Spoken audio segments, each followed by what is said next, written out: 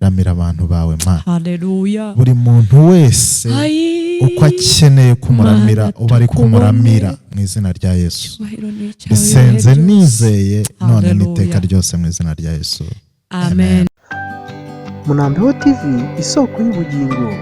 Turagukunda cyane kandi tunezerewe Imana kukwakira. Imana iguhe umugisha mu izina rya Yesu. Amen. Amen. Murakoze cyane, nanjye nezerewe ubutumire bwanyu. Amen. Amen. Watubwira amazina yawe abantu bakakumenya, kuko hari abantu baba barakubonye cyangwa se bakubona mu macaci atandukanye. Watwibutsa amazina yawe hanyuma tugakomeza. Imana iguhe umugisha mu izina rya Yesu. Murakoze cyane, nitwa Munezero Jean Claude, ndi umugabo ushima Imana. Yesu aduhana umugisha. Amen. Imana iguhe umugisha Munezero, twishimiye kukwakira. Mu buzima busanzwe uri umuvugabutumwa, uri umuhanzi, uri umusizi, bimeze bite? Umuvugabutumwa bwiza bwa Yesu Kristo. Amen, amen. Munambeho TV, kisima ya maji ya uzima. Munambeho TV, isoko y'ubugingo. Munambeho TV, liziba bomo ilibela. Munambeho TV, insolo y'obulamu. Munambeho TV, isoko y'ubugingo. Yes. Hari ijambo nasomye muri Bibiliya rivuga ngo muzahabwa imbaraga umwuka wera n'abamanukira. Ni ukuvuga iyo umuntu ataramanukirwa na mwuka wera ntabwo aba afite imbaraga z'Imana. Ntazo ufite. Imana iziduhe mu izina rya Yesu. Ese wowe ujya gukizwa byagenze bite? Wavutse mu muryango ukijijwe, waravutse usanga famiye yanyu ni abantu bavuga Imana, byagenze bite kugira ngo wisange uri umukristo, kugira ngo wisange uvuga ijambo ry'Imana? Ntabwo navukiye mu muryango w'abakristo. Uko umuntu agenda akura, uko umuntu agenda arushaho gusobanukirwa, na Pawulo yarabivuze, aravuga ngo kera nkiri umwana nakoraga iby'abana, ariko uko umuntu agenda akura arahishurirwa, agahishurirwa urukundo rw'Imana. Nahishuriwe urukundo rw'Imana. Amen. Bajyaga gusenga abandi igihe nka dozinga, nkaryama nkagera gute nkahora ndwana n'abayobozi. Ariko uko iminsi yagiye ihita indi gataha, nagiye nkunda mbona abantu basenga babayeho neza, mbona umuntu usenga, umuntu uri mu bihe byiza byo gusenga, biranezeza. Niyo mpamvu nabwiraga n'abantu badukurikiye ngo icyama bagahabwa mwuka wera, bakajya basenga bahamanya n'umwuka w'Imana. Amen. Munambeho TV, isoko y'ubugingo. Kaze kuri Munambeho TV, isoko y'ubugingo. Haleluya. Murakomeye. Turabasuhuje mu izina rya Yesu. Mugira amahoro y'Imana. Abantu mwese muri mu majyepfo, amajyaruguru, turabapepeye mu izina rya Yesu. Haleluya. Abari mu mujyi wa Kigali, mwese abakunzi ba Munambeho TV, mumeze mute? Mugira amahoro y'Imana. Turi ku cyumweru, turizera ko mwagize amateraniro meza. Aha, turabakunda cyane. Kandi turabifuriza ibyiza byose Nyagasani atanga. Amen.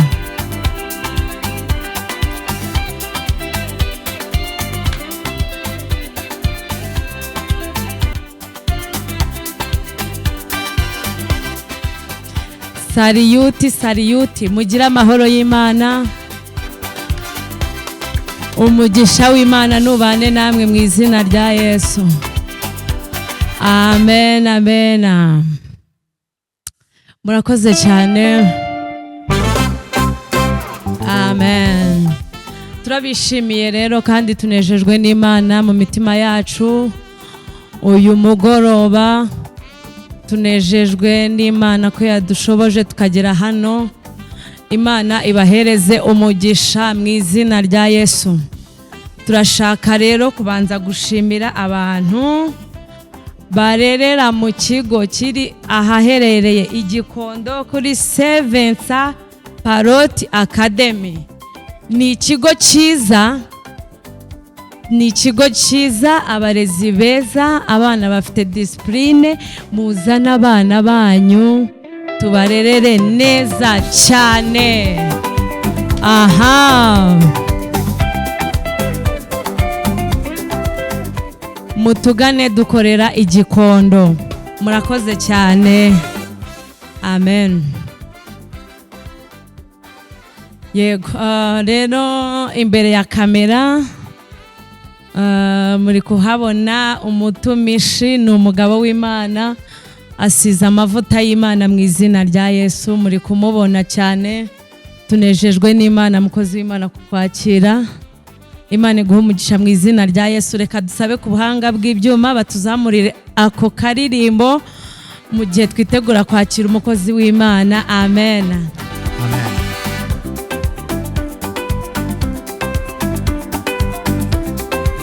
Murakoze cyane. Ikaze mutumishi muri studio za Munambeho TV. Turagukunda cyane kandi tunezerewe Imana kukwakira. Imana iguhe umugisha mu izina rya Yesu. Amen. Amen. Murakoze cyane, nanjye nezerewe ubutumire bwanyu. Amen. Umugisha. Amen. Watubwira amazina yawe abantu bakakumenya, kuko hari abantu baba barakubonye cyangwa se bakubona mu macaci atandukanye. Watwibutsa amazina yawe hanyuma tugakomeza. Imana iguhe umugisha mu izina rya Yesu. Murakoze cyane. Nitwa Munezero Jean Claude, ndi umugabo ushima Imana. Yesu aduhana umugisha. Amen. Imana iguhe umugisha Munezero, twishimiye kukwakira. Mu buzima busanzwe uri umuvugabutumwa, uri umuhanzi, uri umusizi, bimeze bite? Umuvugabutumwa bwiza bwa Yesu Kristo. Amen, amen. Imana iguhe umugisha. Ndagira ngo rero dutangire uturagiza Imana, hanyuma dutangire ikiganiro cyacu. Imana iguhe umugisha mu izina rya Yesu. Amen. Kadusenge. Mana Data wa twese uri mu ijuru, turagushimiye, turaguhimbaje. Tugushimiye ko uduhaye kuba tugihumeka. Nuhabwe icyubahiro. Amen. Kandi ukaba uduhaye umwanya mwiza wo kuvuga ibyawe. Nushyirwe hejuru Mana. Turagushimiye cyane. Nubane natwe muri uyu mwanya, udushyigikire, uduhe ibyo kuvuga. Ababikurikiye Mana nabo bagire neza, umugisha wawe bagereho. Mu izina rya Yesu Kristo. Amen. Amen. Imana iguhe umugisha mu izina rya Yesu. Kudusengera. Uyu munsi wateraniye he? Nateraniye ku rusengero rwacu. Babigishije iki ngo dusangize natwe dufashwe mu izina rya Yesu? Tumaze iminsi turi gusoza Pentecote. Baracyatuganiriza ku nkuru za Pentecote, guhabwa Mwuka Wera. Pentecote kuri wowe ni iki? Pentecote ni ukongera kugirana ubusabane n'Imana, ukongera burya iyo ufite Mwuka Wera ubanye neza n'Imana. Amen. Yes. Ni gute se nakakira Mwuka Wera kugira ngo nanjye mbane neza n'Imana? Ntawe ufite? Mwuka Wera nyine ndagira ngo nsobanurire. Hari igihe naba ntazi wenda akora ate, bigenda bite, ni gute nzamenya ko nakiriye Mwuka Wera? Wansobanurira. Yes. Ikikwereka umuntu ufite Mwuka Wera, ijambo ry'Imana rirabivuga. Ntaba akiyobora, ahubwo aba ayoborwa n'Imana. Umuntu ufite Mwuka Wera iyo agiye gukora ikosa, Mwuka Wera aramwongorera, akamubwira ati icyo ni kibi, kireke. Icyiza Umwuka Wera arabyemera. Amen. Yes. Hari ijambo nasomye muri Bibiliya rivuga ngo muzahabwa imbaraga umwuka wera n'abamanukira. ni ukuvuga iyo umuntu ataramanukirwa na mwuka wera ntabwo aba afite imbaraga z'Imana. ntazo ufite. Imana iziduhe mu izina rya Yesu. Namwe mudukurikiye, Imana ibaha imbaraga za mwuka wera. Imana iguha umugisha mu izina rya Yesu. Kandi ndi kumva rwose muri iyi minsi abantu turamukeneye mwuka wera. Yego rero kandi Imana iguha umugisha mu izina rya Yesu. Amen. Wowe wamwakiriye ryari mwuka wera? 2015. Hashize n'igihe kinini. Urumva we amaze no kuba munini cyane muri wowe. Arabyibushye. Yego pe, biragaragara kandi uriho n'amavuta y'Imana. Amen. Ese wowe ujya gukizwa byagenze biti? Wavutse mu muryango ukijijwe, waravutse usanga famiye yanyu ni abantu bavuga Imana, byagenze bite kugira ngo wisange uri umukristo, kugira ngo wisange uvuga ijambo ry'Imana? Ntabwo navukiye mu muryango w'abakristo. Uko umuntu agenda akura, uko umuntu agenda arushaho gusobanukirwa, Pawulo yarabivuze, aravuga ngo kera nkiri umwana nakoraga iby'abana, ariko uko umuntu agenda akura arahishurirwa, agahishurirwa urukundo rw'Imana. Nahishuriwe urukundo rw'Imana. Amen. Nyine ubwo byagenze biti? Hari umuntu twaganiriye arambwira ngo njyewe njya gukizwa ngo byagenze gutya, ngo nahuye n'ibintu bikomeye mpita nkizwa mpita nzi. We byagenze bite? Dusangiza urugendo rwawe ukuntu byagenze kugira ngo wakire mwuka wera. Noneho kuba waravukiye no mu muryango udakijijwe, urumva aba ari ibintu bikomeye. Sure. Nagize amahirwe, navuga ko nagize umugisha. Niga mu bigo by'abaprotesta, tronkomenize mu bigo by'abaprotesta. Batwoburijaga kubyuka mu gitondo mbere yuko tujya muri class, tukabanza kujya gusenga buri munsi. No muri weekend tugasenga, no ku cyumweru tugasenga, ariko njyewe ntabwo byabaga bimfasheho. Bajyaga gusenga abandi igihe nka dozinga, nkaryama, nkagera gute, nkahora ndwana n'abayobozi. Ariko uko iminsi yagiye ihita indi gataha, nagiye nkunda mbona abantu basenga babayeho neza, mbona umuntu usenga, umuntu uri mu bihe byiza byo gusenga, biranezeza. Niyo mpamvu nabwiraga n'abantu badukurikiye ngo icyama bagahabwa mwuka wera, bakajya basenga bahamanya n'umwuka w'Imana. Amen. Biraryoha, biranezeza. Urasenga ukumva ijuru rirakumvise, urasenga ukumva ijuru rirakingutse. Icyama nkasanga hari umuririmbyi waririmbye aravuga ngo icyampa ngasanga umuhawe nawe. Yego, njye ninginga Imana ikwereke Yesu. Yego, Imana iguha umugisha. Nese ntabwo byigeze bikugora kubona uri muri famiye idakijijwe ariko wowe ngo urakijijwe? Nta mbogamizi wigeze uhura nazo? Kuko hari umuntu ukizwa ari nko muri famiye idasenga, bakaba bamuca bakamufata nk'umuntu wasaze utagira ubwenge. Ntabwo ibyo bintu byigeze bikubaho? Navuze ko navukiye muri famiye y'abantu badakijijwe, ariko uko iminsi yagiye ihita twagize umugisha ukomeye mu muryango, bose bagenda bakizwa. Imana ishimwe kandi tubishimiye Imana ko yabikoze. Bakizwa aho bigereye ahangaha, Yesu yarakoze. Amen. Ni iki kintu ufasha abantu nyine mudahuje imyemerere batari abakristo? Ni iki kintu bafasha cyangwa ni iki kintu basangiza nk'iyo muhuye ugahura nk'umuntu ufite nyine ufasha umuntu mudahuje imyemerere? Umufasha iki wenda nk'iyo uhuye n'umuntu mutari kumwe wenda mu icaci nyine mudahuje, umufasha iki? Na Bibiliya bivuga, iravuga ngo ijambo ryiza ni mugenzi w'Imana. Amen.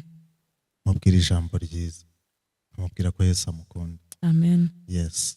Natwe turashaka ko tubwira ijambo ryiza rero. Tubwira ijambo ryiza wabona kuko ibikomere bitandukanye bagendana kandi ibikomere byo mu mutima kandi ntabwo bigaragara inyuma kuko bigaragara inyuma wajya kwa muganga bakabipfuka ariko hari ibikomere abantu bagendana utareba rero ndashaka uduhe kuri iryo jambo twumve ukuntu natwe Imana idukunda twumve ko natwe hari icyo ryadufasha mu izina rya Yesu amen amen. Murakoze cyane nk'uko twabivuze nababwiye ko ndi gufashwa n'ijambo riganira ku imbaraga z'umwuka wera cyangwa rivuga ku mwuka wera uburyo afite umumaro mwinshi mu bakristo mu bantu bizera Yesu. Hanyuma turasoma ijambo riri muri Yesaya 42 Yesaya 42 turasoma umurongo waho wa mbere. Umutwe w'amagambo uravuga ngo umugaragu w'Uwiteka. Umurongo wa mbere haranditse ngo dore umugaragu wanjye ndamiye. Amen. Haleluya. Amen. Dore umugaragu wanjye ndamiye. Uwo natoranyije umutima wanjye ukamwishimira. Amen. Mushyizeho umwuka wanjye. Azazanira abanyamahanga gukiranuka tuvuge ngo amen. Amen. Dore umugaragu wanjye ndamiye. Amen. Uwo ni Yesu ubivuga. Ni Yesu uri kuganira nawe, ni Yesu uri kuvugana nanjye, ni Yesu uri kuvugana n'abantu badukurikiye. Imana itugirire neza cyane. Amen. Dore umugaragu wanjye ndamiye. Sinzi niba icyo kinyarwanda kuramira cyangwa kuramira umuntu uri kubyumva. Ari nk'ukuntu umuntu aba afite inyota ukamuha nk'amazi kandi ayakeneye. Ntekereza ko ari nko muri ubwo buryo wenda. Cyangwa ukaba wari ugiye kugwa umuntu akahita agufata akakuramira. Amen. Yesu aravuze ngo dore umugaragu wanjye ndamiye. Uwo natoranyije umutima wanjye ukamwishimira. Haleluya. Amen. Abantu bacyura iki kintu. Ijambo ry'Imana riravuze ngo uwo nguwo mushyizemo umwuka wanjye. Amen. Haleluya. Azazanira abanyamahanga gukiranuka. Imana itugirire neza cyane. Haleluya. Imana iguha umugisha ko Imana ituramiye uyu mugoroba. Turi mu ntangiriro z'ukwezi ku kwezi kose Imana izaturamire mu izina rya Yesu. Imana iramira abantu. Nukuri hari umuntu wavuze ngo Imana idukandira akanyenyeri. Buriya Imana igukandiye akanyenyeri si bikuramiye. Biryoshye. Yego rero namwe abantu mudukurikiye Imana ibaramire mu izina rya Yesu kandi murumva ko uyu mukozi w'Imana afite amagambo meza cyane. Hari abantu nyine kuko nigeze kukwakira hari abantu bandikaga muri comment uzamugarure. Rero abantu mwamumbazaga namugaruye none hatuzaniye ijambo rivuga ngo Imana iraturamiye mu izina rya Yesu. Namwe Imana ibaramire kandi nawe Imana ikuramire mu izina rya Yesu. Amen. Imana iguha umugisha mwinshi cyane. Sinzi niba hari abantu wakwifuriza icyumweru cyiza, hari abantu wasuhuza hanyuma tugasoza ikiganiro cyo nakagaruka. Tubafitiye ibyiza byinshi kuri Munambeho TV. Mukomeze mukore subscribe, mukore share, like na comment. Turabakunda. Hanyuma reka twakire umukozi w'Imana agira abantu yifuriza icyumweru cyiza, anadusengera Imana hanyuma dusoze. Imana ibaha umugisha. Amen. Amen. Ndifuriza icyumweru cyiza abantu bose badukurikiye. Mugire icyumweru cyiza. Yesu abaha umugisha. Nta bandi ko ndi kumva hari abantu utari kuvuga bavuga amazina. Bariyumva. Icyumweru cyiza ku muryango wanjye. Yego. Yes, madamu wanjye, abana banjye, inshuti zanjye mu kazi, inshuti dusengana. Bose inshuti zanjye na korari yanyu Imana yanjye muraririmba mufite amavuta y'Imana. Urayumvise? Umva korari Giovannis icyumweru cyiza. Korari Giovannis, perezida, komite yose amamva amagira amavuta y'Imana pe. Nafashijwe. tubifurije icyumweru cyiza kandi mukomeze muririmbire mu mavuta y'Imana aho muherereye. Ndabizi ko muzareba kino kiganiro. Rero tubifurije umugisha w'Imana kandi namwe Imana ibaramire mu izina rya Yesu. Amen.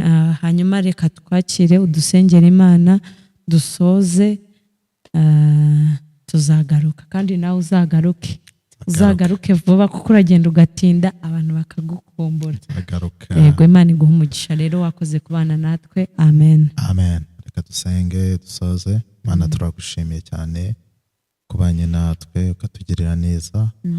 Nuhabwe icyubahiro. Utuhaye ijambo ryiza uyu mugoroba bivuga ngo dore umugaragu wanjye ndamiye. Uturamire Yesu. Urakoze Yesu. Ijambo ryawe ntango rimanuka ubusa. Ijambo ryawe ntango rimanuka ubusa kandi rikora icyo waritumye.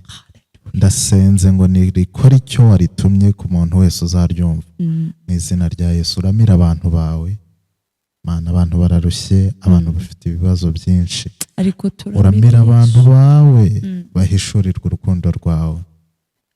Abari mu mwijima binjire mu mucyo wawe utangaje. Ramira abantu bawe Mana. Haleluya. Buri muntu wese uko akeneye kumuramira uba ari kumuramira mu izina rya Yesu. Bisenze nizeye none n'iteka ryose mu izina rya Yesu. Amen.